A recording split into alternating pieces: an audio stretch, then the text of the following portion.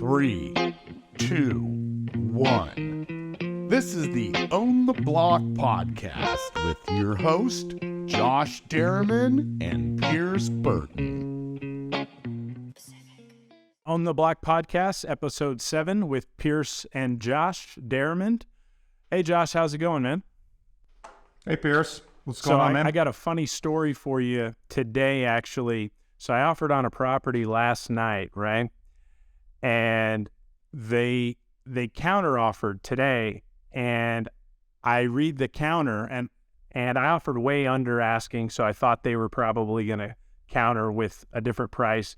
The only thing they countered with was, we want to keep the fridge. And the realtor asked my agent, do you think that's going to be a deal breaker for him? Do you think he's still going to sign? I'm kind of worried that he's not going to sign. For a used fridge. Yeah. For a fridge on a property that's in probate. Doesn't surprise me. Doesn't surprise me. It's funny, the stories you tell me about the deals that you're getting, and the funny things that the sellers come up with. Oh yeah, I mean, lately it almost seems like I've just been throwing shit on the wall and seeing if it sticks. I mean, I've been throwing in some really lowball offers on a lot of stuff, probably offering on maybe 5 deals a week. And sometimes people don't, I'm throwing a lowball offer expecting the people to counter. And sometimes they're just coming in and accepting. And I'm like, man, maybe I should have offered less a lot of times. And, I think that's the market that we're in. And, I've been offering on I'll just throw out an offer on something that's maybe been on the market for 3+ months and see what happens. Well, where you're offering right now is a really good spot. There's definitely areas of the country where it's not like that. And so you found a pretty good spot to buy. And I know you're looking at some other places.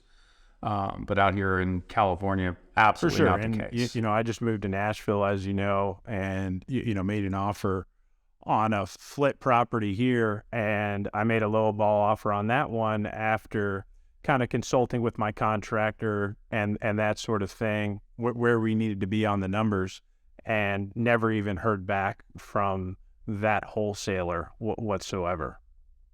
Mm-hmm. So something I wanted to bring up is that there seems to be still a lot of fear in the marketplace. I'm seeing a lot of people respond back with, hey, the Fed's going to do this, or the economy's going to crash, or the U.S. dollar's going to crash. It's a variation on a theme, and I'm seeing a lot of it based off of ignorance of some basic financial principles or how the banking system's set up. But there's a lot of that out there. And I saw something this morning, I think it was on TikTok, from Grant Cardone. And he was talking, and he was saying that it's really not smart to buy a house. And the only reason people are buying houses is that they're being conned into doing so by the banks. Because the banks only make money if they lend it, and so they're conning people into buying homes. And so as I was watching this, it made me laugh. But that sort of thing is out there. I've actually seen that exact video, and he talks about that all the time. Grant does, and I think for a guy in his situation, it actually makes a lot of sense. But I think once you get to a certain level of investing, all that different type of thing, you actually end up being out of touch with that average consumer. So what I mean by that is, most of the time right now, if you're living in a house that's worth over $1 million, you can rent that house and pay less than what you would just pay in interest for that upper level home. But for the majority of Americans, getting into a starter home at 3% down, or in some cases less, is a great investment. But he's 100% correct. If you are having to put down 20% on a property, which happens most of the time with jumbo lending. Now, we do have some options where you can, buy for less than 20% down on jumbo products, but those are a little bit harder to qualify for. And so in that scenario, I actually don't disagree with him. But if you're buying, a home under the conventional limit, I don't see why you wouldn't. So commonly it's said that the greatest storehold of wealth by the average American is in their home. And I don't disagree. Once you get to a certain level of we'll call it wealth, that does make sense. But for the average purchaser, the average person wandering around, probably the easiest way to gain wealth is through property, in my opinion. I thought it was funny because it did definitely seem wildly out of touch. And as much as I love a good conspiracy theory, I doubt the banks got together and concocted this scheme for people to buy properties. Not at all. Yeah. And yeah. So another one that we came up with, we had a client call in, and she was desperately worried. She'd been watching some TikTok videos, and she wanted to pull all of her money out of I think it was Wells Fargo. And I said, well, why do you want to pull all your money out of Wells Fargo? And she says, it's all over the internet. Wells Fargo is failing. They don't have enough money in their bank to be able to pull out your cash. And I assured her that, everything's fine. And so she sent me these things, and it was people that are kind of preying on ignorance, saying that I went and tried to withdraw $1 million from my account and they didn't have it on hand immediately. And obviously, if you know anything about the banking system, your average neighborhood branch doesn't have $1 million sitting around in cash waiting for you to pull it out on demand. If it did, I'd be Ben Affleck from The Town and not doing more sure. I'd take that shot. For sure. I'd take that bank robbing chance. For sure. But then what happens is you have people that have $5 or $10 or $20 or $50,000 saying, hey, I can't trust my money in the bank. I got to pull it out. And that sort of crowd mentality starts to create problems. It's just purely a misunderstanding of how the banking system works. 100%. I mean, if you are over the FDIC limit of 250, maybe you do spread it around a little bit. But there's no point in taking $50K out of the bank. And you see with that bank in Silicon Valley, the name right now is eluding me. Even people with balances over 250 ended up getting their money back. Now I wouldn't count on that, but yeah. So what are some things that you're seeing out your way in that same vein? In terms of what? Just perceptions out there that may be misplaced. Well, I think there's the perception out there, on some of my videos that I posted and that sort of thing. They're like, I'll wait for the rates to go back down. No thanks, right? Well, if rates do come down, the housing shortage isn't going away. And so those prices are just going to skyrocket as soon as those rates do come down. So, by buying now, and you know this about me, I'm buying very aggressively right now. But in terms of rentals, I've changed my model. I wasn't doing as many rehabs and flips and that sort of thing. And so right now, your plan has to be on investment properties to make money on the acquisition and not on the cash flow. If you're looking at pure cash flow numbers on a turnkey property today, you're going to lose basically every time in almost every single market in the country. And I'm buying in high cash flow markets, and you would still lose if you're paying market value for something, putting 20% down as an investment property and just letting it ride on a rate in the 7s or 8s. So I got a call today from a previous client, and he was pretty funny. He called me and he said, "You remember when I got mad at you about 9 months ago when you offered me a 4% rate?" And I said, "Yeah, I do. I'm surprised you called me back. You were so upset." And he said, "Well, I should have taken that deal. He says, yeah, I made a mistake there. What do you think my rate would be today? And I said, well, you're probably going to be around 6.5. And he goes, that's a pretty good deal. Let's do that. And so it's all about perspective. A lot of people get riled up about the particular rate of the day. If it's a good deal, it's a good deal. Yeah, I think, if you just continue to buy and hold real estate over the long term, you're going to be successful if you're making good deals in that current market and you're not, overstretching your boundaries, all of that sort of thing. I tell clients, probably against us making more money as lenders all the time, hey, look, maybe you're not ready to buy this investment property. Why don't you focus on getting your earned income up so you can stack up some cash?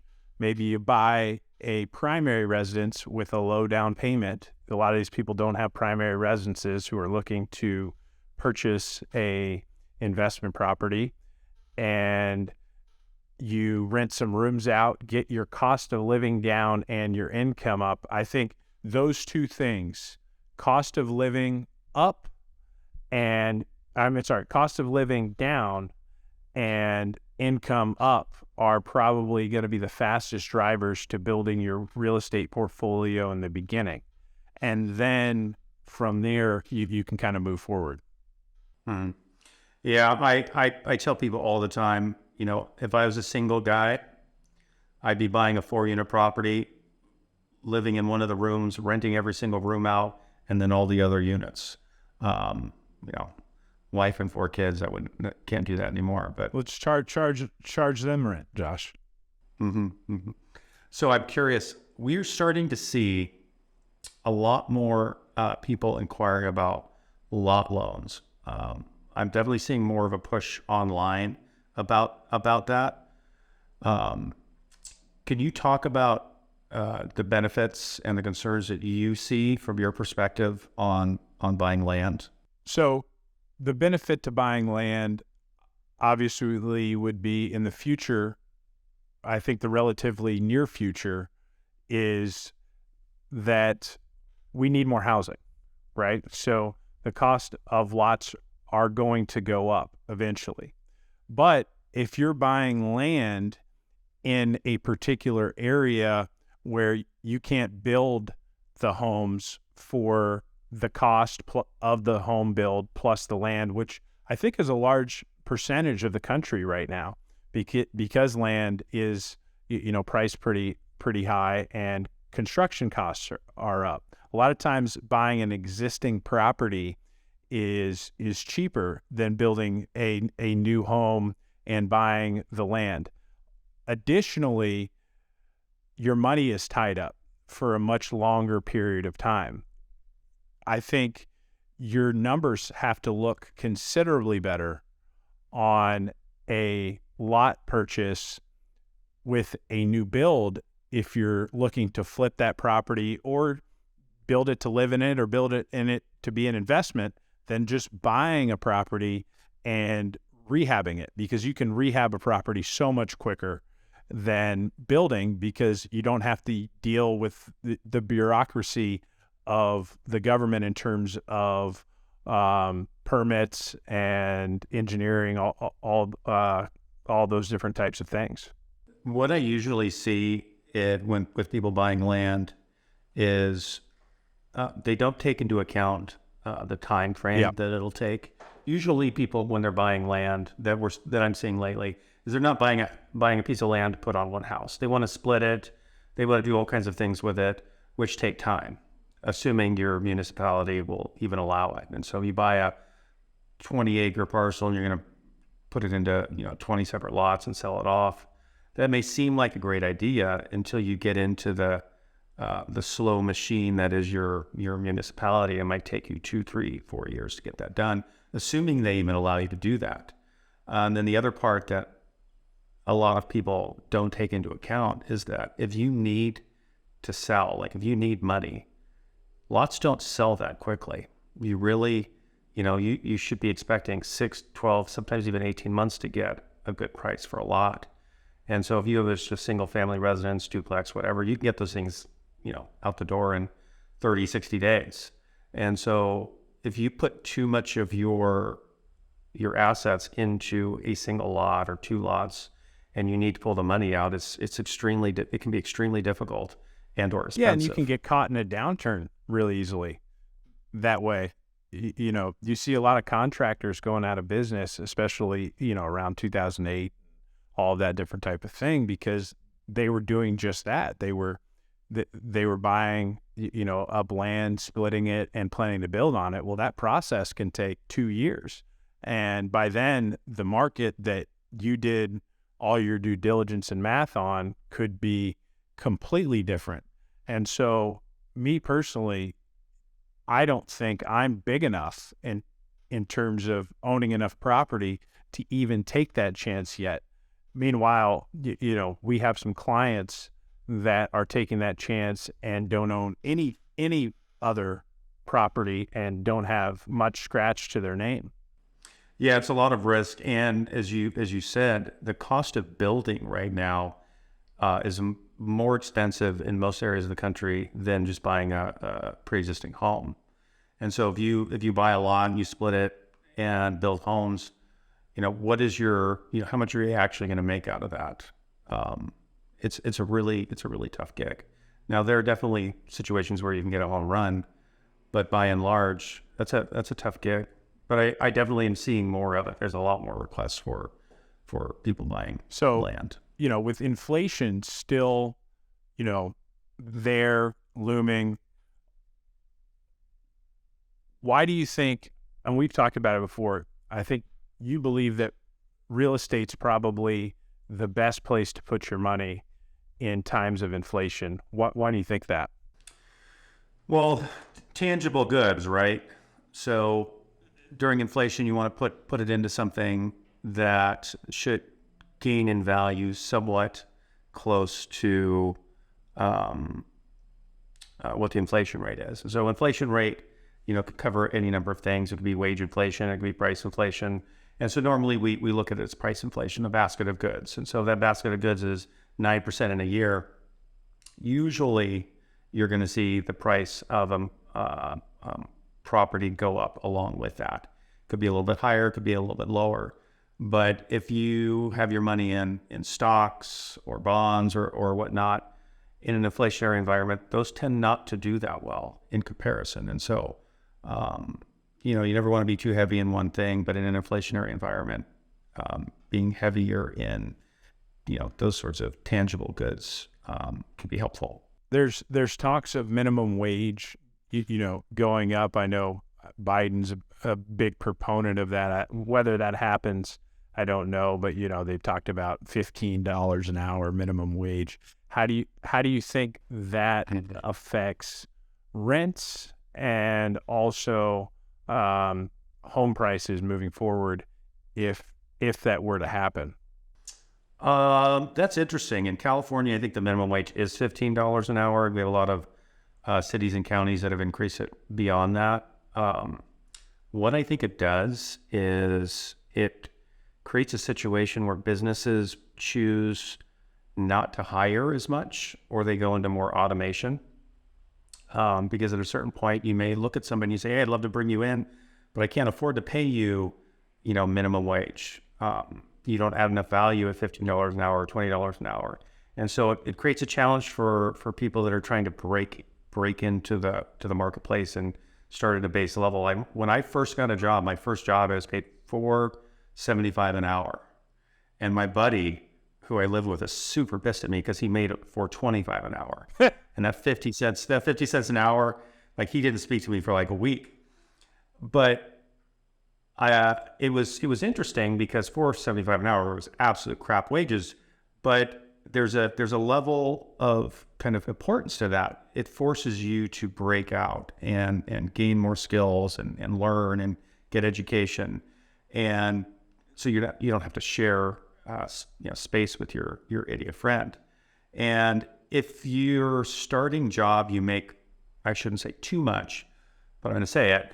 If you make too much, it doesn't give you that impetus to push out of that minimum wage job. It gets too comfortable. And I think a minimum wage job should be minimum wage. It should be some level of pain. And so I think employers by and large are starting to look at more automation and whether or not they need to bring in those minimum wage employees because it starts to get too high. And because of that, I don't know what it's doing to the rental market, but I suspect that you'll start to get into a situation where people start living together again or moving, maybe they are moving back in with parents.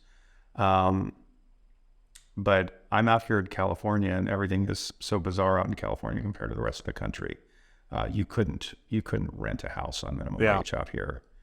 You'd have to share it with four other friends. I don't think there's actually enough data on that, to be honest. Like I haven't seen anything on that, and that's always been a question that I'm kind of really interested in is what minimum wage would do to if minimum wage went to $15 an hour, can I then because most of my properties are C and B class properties, and so in the areas I'm buying probably do have a lot of renters who are minimum wage type employees or pretty damn close to it. And so what would the $15 an hour minimum wage do to my rentals in particular? I think it would probably really help in the areas of the country that I'm investing in. In other areas, it may hurt them, right? Well, if you were in rural Arkansas and the minimum wage is $15, I think it would push up rental prices, right? Because there's going to be an effect, but it would also push up the prices of everything else, the McDonald's or the Piggly Wiggly or whatever. They have to absorb those wages and then they have to increase their prices. Whenever I travel outside of California, it can be a surprise sometimes to me at how cheap everything seems to be. And partially it's a function of lower employee costs. Yeah. But if you did, rural Alabama, $15 an hour, I would certainly expect the rents that you would receive to be significantly higher 12 and 24 months later. So did you it's still talking about California, but did you hear about the Los Angeles mansion tax that they put into place? Oh my God, those poor people. I think what was the deal there? So I think it was if you sold your home after April 1st, it was like an extra like 10% tax or something like that. They were supposed to. It was something pretty heavy. Let's can you pull that up? I laughed when I read about it. California likes to tax anything that moves, and now they're starting to tax anything that doesn't move. So voters approved. So it's voter approved, which is interesting. A citywide tax implementing an additional 4% on properties that sell for $5 million or more. So if you sell your house and it's for $6 million, you pay 4% additional tax. So a $10 million property, that's $400,000. But the crazy thing to me is of course it's going to get voted in, because how many people actually own a home of that magnitude? Not very many. So most people are going to vote for it, right? And so that for sure. Yeah, for sure. It's because it's always other people's money, right? Oh, it's somebody else's money. What do I care? Yeah. The funny part about that mansion tax, and I just forgot about it until I pulled up the article, is it doesn't just start taxing you at $5 million or more. If you sell your property for $5 million, that tax is for every single dollar. So if you sell it for $4,999,000, you don't have a tax. Yeah. But as soon as it hits $5 million, that's 4%. You could probably get a lot of properties at a discount right now. Someone will sell them. They were. And so there were properties that were selling right below that mark because of that. That's so nuts. Yeah. So, earlier you were talking about buying a property, as an FHA loan, 4 units. For those of people who don't know, you can buy a 2 to 4 unit property on FHA at 3.5% down, and you can rent out those other units. And it's really the cheapest way to own multiple units right away. And so do you have any other thoughts on that particular loan, or how someone can utilize that as a stepping stone to kind of becoming a real estate investor and potentially like financially free? Well, additional thoughts. I mean, it's not a loophole per se, but it's easily the best program out there to start off. Normally, if you're doing a Fannie Freddie loan, you have to put 20-25% down. And so if you're buying a $500,000 house, that's a lot of money to save. Like, how long does it take you to save, $100,000? It takes a lot of time. And so if you're able to get into something for 3.5% down, that's something that you can plan for and get done maybe, 6 months a year, depending on what your income level is. And then you buy it. FHA kind of requires the property to be able to cash flow. And so then you buy it, you move into it. Heck, like I said, you could even rent out rooms and as you live there and do really, really well. And then 12 months later, you can move out of it and move on to, another 4-unit property. And to be able to get into it for 3.5% down. And as you know, FHA rates are at a discount to conventional rates. Like there's nothing not to love about that program. Yeah, I mean, I did that in the beginning. I bought basically a duplex. It was technically a single family home with an ADU, which is an accessory dwelling unit. But I bought that duplex and I rented out one unit, was getting $1,400 a month from the back unit. And then by large mistake, I rented out a room to my aunt in the front for $700 a month. Just kidding, Auntie. And I was getting $2,100 a month, and my mortgage was $2,150, but then it actually dropped down to just $2,000 a month when I got rid of PMI. And so another thing I wanted to ask you about is how can somebody get rid of their PMI, their private mortgage insurance, before they hit that 20% mark and without refinancing? So you can do it by refinancing, or if you pay enough principal down on your mortgage, that mortgage insurance, depending on the loan, will drop off. It doesn't do it on FHA, but it does it on conventional. Usually with FHA, I tell people they're a bridge loan. So you'll be in your FHA loan for a year or 2 or 3 years, and then we would cycle you out of it into a conventional loan. And then you can use your FHA on a different property. Mm-hmm. But a lot of people think of PMI as wasted money. It's not. I mean, you're paying a little bit more so that you can put less money down. And so sometimes there's programs where you can roll that PMI into the rate, so you pay a little higher rate. It's, either way you are going to pay more. It's not wasted money. But a lot of people think of it that way. Yeah. So are you dyeing your hair? What's that? Are you dyeing your hair? Yeah, I've dyed my hair since I was 19. Did you really? Yeah. Did you change the color? Why, does it look lighter? It looks lighter. It looks more like a red. No, it's not. It's not a red. It's just light brown, but then there's gray mixed in there. But yeah, like a red brown. No, I started dyeing my hair at 19 years old. Had gray hair all on the sides. If I don't dye my hair, I look like Anderson Cooper. But holy shit, I would love to see that. No, I started dyeing it at 19 because I started getting gray on the sides. But Walgreens most recently just stopped carrying Just for Men, and so that's what I was using. And now they don't have Just for Men. All they have is girl hair dye. So I've been kind of experimenting with different girl hair dye, and this is the result here. They don't have Grecian formula. What? Grecian formula. I don't know what that is. I don't know anything about it. So is your beard turn gray too? It did in the last. So when we first met, it wasn't gray at all, and then in the last year and a half, it started getting. It's probably like 40% gray. But at least I'm not balding. I got a full nice head of hair here. Yeah, a lot of my friends aren't as blessed as me. So that's funny. So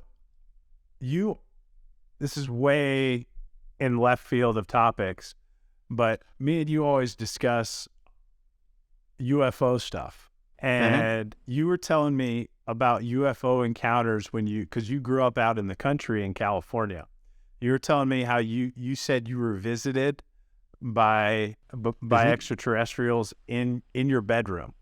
Can you tell us that story? Well, it's happened a couple times in different things. Probably the weirdest one that I had is when I went to college. I was living some guy's house, like above their garage, and there's this big window that overlooked a field, and it was 10 o'clock at night, and I was doing something, and I look out, and there's an alien. It sounds funny to say out loud, but there was an alien just hovering on the second story of this thing, looking at me from the window. Is it like a gray? Like how? Yeah, kind of like a typical gray, not exactly that, but and it was just hovering there, watching me, and so I distinctly remember just kind of being shocked because it's not something you see every day, and watching it watch me for a good 30 seconds. How many Miller Lights did you have that night? Oh, I don't drink Miller Lite. Come on. But yeah, I mean, at that time in my life, I didn't really drink. But clear as day. And then it took off, and it was fine. And that's not remotely the first time I've seen something like that. And so it wasn't absolutely frightening, but it's something that is definitely surprising. It flew away? Well, no, like Superman flew away. It kind of just turned and then went stage left, and I wasn't brave enough to go find out where it went. But it was hovering like in the air. How far from the wind? How far from the window? Oh, right on it, like 6 inches. Really? Did you ever? You never got like abducted or anything, though, right? Not that I know of. No anal probes that I'm aware of. But yeah, no, I've had probably maybe a little less, maybe 5 or 6, experiences like that, and less as I've been an adult. But things that I very acutely remember, will never forget. Any craft or just the aliens that you've seen? Nope, no craft. Always a gray, and they always look the same? No. Different kind of makeups, all generally kind of 2 arms, 2 legs, but different colors, slightly different shapes of body, but all generally the same. And there have been there was a time where it's going to sound crazy, but like communicated telepathically to me. What'd they say? And not in words. It was more of it's hard to describe, but a communication where it was, they were telling me everything was going to be fine. I wasn't in any danger. I remember that. And that was weird because it wasn't communicated in English to me. It was more of a feeling how they communicated it. I'd have to really think about how to describe that properly. But it was very, once that was communicated to me, it was very relaxing. It was like, okay, I'm safe. These guys don't mean me harm. But I remember that one very clearly. Well, I was watching a thing with, I think it was a physicist, and he was explaining how you would be able to potentially communicate across the vastness of the universe in a timely manner. And that's exactly, and I forget the term he used, but that's exactly what he described in the only way that any communication could be made throughout the universe because of, the speed of it to get there would be, hundreds of thousands, millions of years for like any communication in the way that we understand it to get there. Have you had any experiences? No, none. Yeah. Sounds like fun though. Nobody took me anywhere, so that was nice. But yeah, I mean, I don't tell that many people because, most people go like, oh, sure, bud. But I remember them all clearly. And I've got no way to evidence it, but it was interesting. Yeah, after this airs, we just lost every loan that we have because they're going to be like, this Josh guy is crazy. For sure. All right. Well, I think we're about ready to wrap this up. Anything else here, Josh? No, I don't think so. All right. Perfect. Thank you for joining On the Block Podcast, episode 7. Appreciate you guys.